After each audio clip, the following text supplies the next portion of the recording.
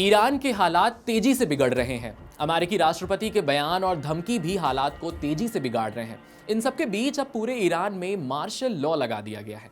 Iran में पिछले कई दिनों से लगातार सरकार विरोधी प्रदर्शन हुए हैं, जिसमें कई लोगों की मौत हो गई है और हजारों लोग गिरफ्तार किए गए हैं। ईरान इंटरनेशनल की माने तो हालात को काबू में करने के लिए फिलहाल मार्शल लॉ लगाया गया है। ईरान के मौजूदा हालात किसी से फिलहाल छिपे नहीं हैं। यही वजह है कि हालात को काबू में करने के लिए मार्शल लॉ लगाने का फैसला लिया गया है। इससे पहले 8 सितंबर 1978 को ईरान में मार्शल लॉ लगाया गया था। उस समय शाह मोहम्मद रेजा पहलवी ने तेहरान और अन्य प्रमुख शहरों में मार्शल लॉ की घोषणा की थी। आइए आपको बताते हैं कि क्या है मार्शल लॉ और इसको लगाने से क्या होता है, क्या परिवर्तन आता है। मार्शल लॉ, जिसे हिंदी में अक्सर मार्शल लॉ यानी मिलिट्री रूल अंग्रेजी में कहा जाता है, तब लागू किया जाता है जब किसी देश में जनरल लॉ और ऑर्डर की सिचुएशन खराब हो जाए, यानी उसे इम्पॉसिबल हो जाए हैंडल करना। ये एक असाधारण स्थिति होती है जब सरकार टेम्पररी और जनरल जुडिशियल और सिविल राइट्स को लिमिट कर देती है और आर्म फोर्सेस को एडमिनिस्ट्रेशन और लॉ ऑर्डर संभालने को अधिकार दे दिया जाता है, यानी अब जो मन में आएगा सेना वो करेगी।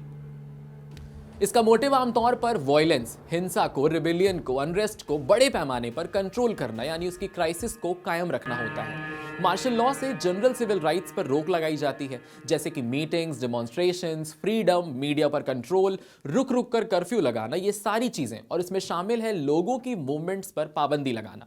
इस दौरान अदालतें या पुलिस की जगह कानून लागू करने और मामले की सुनवाई करने में सक्षम होते हैं। इसे लागू करने की प्रक्रिया आमतौर पर राष्ट्रपति या सरकार के आदेश के जरिए से होता है और इसे कुछ समय के लिए या तब तक लागू किया जाता है जब तक स्थिति सामान्य नहीं हो जाती। ईरान में मार्शल लॉ की हिस्ट्री भी कुछ इसी प्रकार है।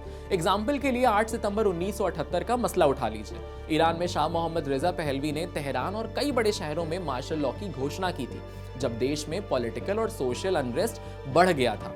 इसी तरह की सिचुएशन में बड़े देशों ने भी मार्शल लॉ लगाया है। आइए आपको एक एक करके बताते हैं कि किन देशों में वहां के कौन से लीडर ने मार्शल लॉ लगाया है। जैसे पाकिस्तान में 1977 और फिलीपींस में 1972 में जब सरकारें अनस्टेबल थी, उनको नियंत्रित करने के लिए, कंट्रोल करने के लिए मिलिट्री को इंटरवीन करना पड़ा और मिलिट्री इंटरवेंशन की अनुमति वहां की सरकार ने दे दी। शॉर्ट में समझे तो मार्शल लॉ एक असाधारण उपाय है जिसे केवल तब लागू किया जाता है जब कॉमन लॉ और पुलिस सिस्टम असफल साबित हो जाए। किसी देश में जब ये सारी चीजें नहीं चलती तो वहां लगाया जाता है मार्शल लॉ। ये सिटीजन फ्रीडम पर टेम्पररी कंट्रोल लगाने का एक तरीका है ताकि हिंसा को, वॉयलेंस को और अव्यवस्था को रोका जा सके और देश की जो स्थिरता है वो बनी रहे। मार्शल लॉ आमतौर पर लागू किया जाता है जब देश में जनरल एडमिनिस्ट्रेशन और कानून व्यवस्था रखना इम्पॉसिबल है।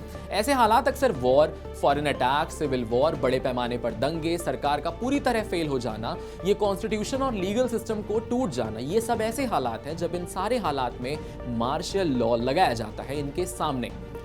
दुनिया के इतिहास में मार्शल लॉ के कई उदाहरण देखने को मिलते हैं। पाकिस्तान में 3 बार सेना ने सरकार गिराकर सत्ता संभाली है। 1958 में जनरल अयूब खान ने, 1977 में जनरल जियाउल हक ने और 1999 में जनरल परवेज मुशर्रफ ने।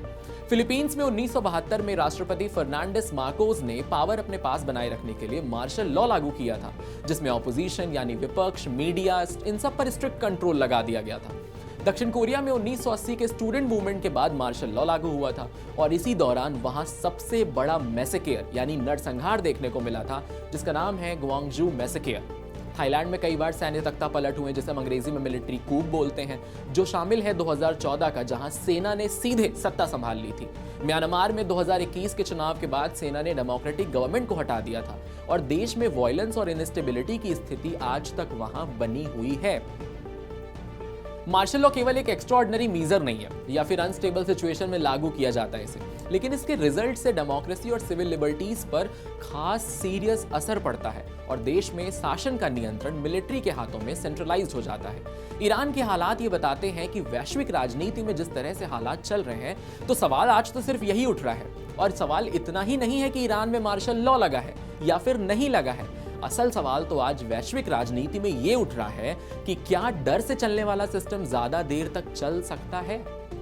ईरान में मार्शल लॉ या उससे मिलती जुलती सख्त पाबंदियां सिर्फ कानून नहीं बल्कि एक संदेश देती हैं, मैसेज देती हैं कि सत्ता कंट्रोल चाहती है, सवाल नहीं चाहती। लेकिन इतिहास गवाह है कि जब सड़कों पर आवाजें दबाई जाती हैं तो वो दीवारों के पार गूंजने लगती हैं। आज ईरान में जो हालात है वो सिर्फ एक देश की कहानी नहीं है, ये उस टकराव की कहानी है, उस प्रोटेस्ट की कहानी है, उस रिवॉल्यूशन की कहानी है जहां सुरक्षा बनाम आजादी आज आमने सामने खड़ी है। मार्शल लॉ शांति ला सकता है पर भरोसा नहीं ला सकता, खामोशी ला सकता है पर सहमति नहीं ला सकता। अब देखना यह होगा कि क्या ईरान का सिस्टम सुधार की ओर बढ़ने वाला है या सख्ती के रास्ते पर एक और ओर जाने वाला है। क्योंकि अब जनता सवाल पूछने लगी है तो जवाब सिर्फ लाठियों से नहीं दिया जा सकता। अब आप इस पर क्या सोचते हैं? क्या मार्शल लॉ किसी देश को बचाता है या अंदर से उसे और कमजोर कर देता है? अपनी राय को कमेंट सेक्शन में हमें जरूर बताइए और कड़क के YouTube चैनल को सब्सक्राइब करिए, फॉलो करिए इंस्टाग्राम पर और देखते रहिए कड़क।